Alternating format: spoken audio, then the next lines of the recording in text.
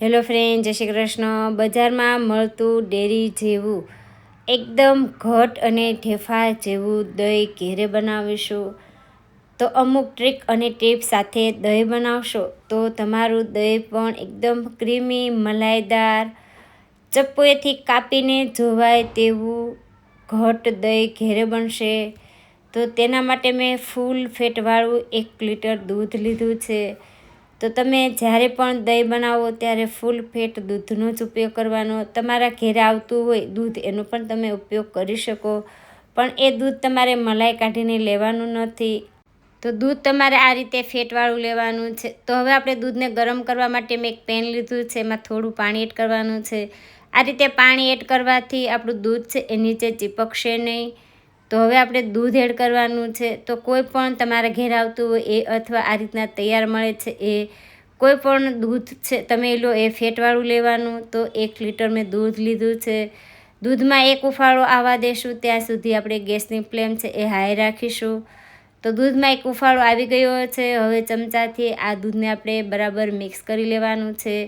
તો જે ઉપર મલાઈ થઈ છે એને મિક્સ કરવાની છે. તો હવે આપણે ગેસની ફ્લેમ છે એ સ્લો કરવાની. ગેસની ફ્લેમ સ્લો કરી આ રીતે દૂધને તમારે હલાવી 5 મિનિટ માટે દૂધને ઉકાળવાનું છે. તો દૂધને ઉકાળવાથી જે અંદર પાણીનો ભાગ છે એ બળી જશે અને દહીં છે એકદમ ઘટ બનશે. તો આ ટ્રીક છે એ તમારે ખાસ કરવાની છે. દૂધને 5 મિનિટ માટે તમારે ઉકાળવાનું છે. તો આ રીતે દૂધ 5 મિનિટ જેવું ઉકળી જાય પછી ગેસની ફ્લેમ બંધ કરી દૂધને ઠંડુ કરવા માટે મોટા પહોળા વાસણની અંદર મેં નીચે ઠંડુ પાણી લીધું છે અને આ રીતે દૂધને ઠંડુ કરવાનું છે. તો 3 થી 4 મિનિટ જેવું આ દૂધને થઈ ગયું છે અને દૂધ છે એ આપણું 70 થી 80% જેવું ઠંડુ થઈ ગયું. પછી દૂધને આ રીતે ફેટવાનું છે. તો દૂધને ફેટવાથી જ આપણું દહીં છે એ બજારમાં જે ડેરીમાં મળે છે એવું જ બનશે. ડેરીમાંથી આપણે દહીં લઈ આવીએ તો ઉપર ફીણાવાળો ભાગ હોય છે. તો આ રીતે ફેટવાથી ડેરી જેવું તમારું દહીં બનશે. પણ જો તમારે આ રીતે ના ફેટવું હોય તો તમારે કોઈ પણ વાટકા અથવા ગ્લાસ વડે પણ ફેટી શકાય. તો એક વાટકો લેવાનો છે અને એને 2 થી 3 મિનિટ માટે દૂધને તમારે ઉપર નીચે કરીને દૂધને ફેટવાનું છે. તો ઘણા ડેરીવાળા આ રીતે પણ ફેટતા હોય છે. તો દૂધ આપણું ફેટાઈ ગયું છે. મેળવણ માટે આપણે 2 ચમચી મોળું દહીં લેવાનું છે. તો જો તમારું દહીં મોળું હશે તો દહીં સામે મોળું બનશે. તો દહીં છે એ બિલકુલ પાણી વગરનું ને ઘટ લેવાનું. તો 2 ચમચી દહીં અને 2 ચમચી દૂધ એડ કરી મેળવણ તૈયાર કરવાનું છે. તો 1 લિટર દૂધમાં 2 ચમચી આપણે દહીંનું માપ છે એ બરાબર છે. બરાબર મિક્સ કરી લેશું. તો આપણું મેળવણ છે આ રીતે બનાવીને તૈયાર કરવાનું છે. હવે આ દૂધ છે એને આપણે આંગળીથી ચેક કરવાનું છે. તો આંગળી રાખતા તમને નોર્મલ એવું ગરમ લાગે એવું દૂધ તમારે નોર્મલ ગરમ રાખવાનું છે.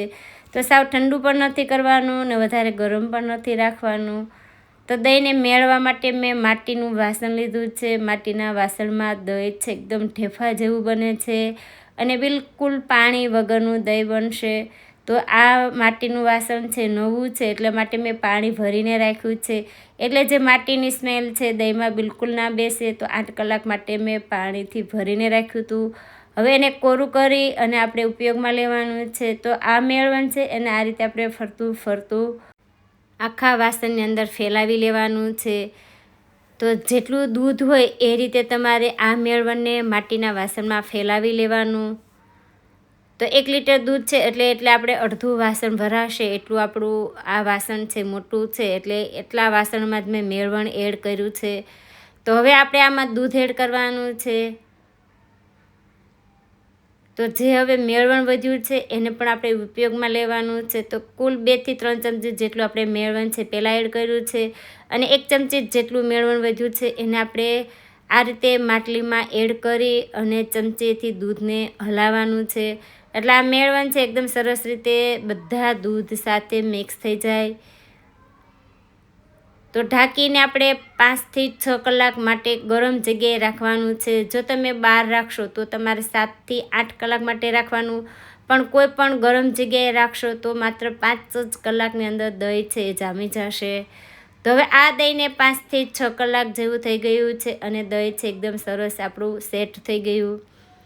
તો આ રીતનું બિલકુલ પાણી વગરનું વાસણ હું ત્રાંસું કરું છું. તો દહીં છે એ બિલકુલ પાણી વગરનું અને પડતું પણ નથી, ઘટ એવું દહીં છે જામ્યું.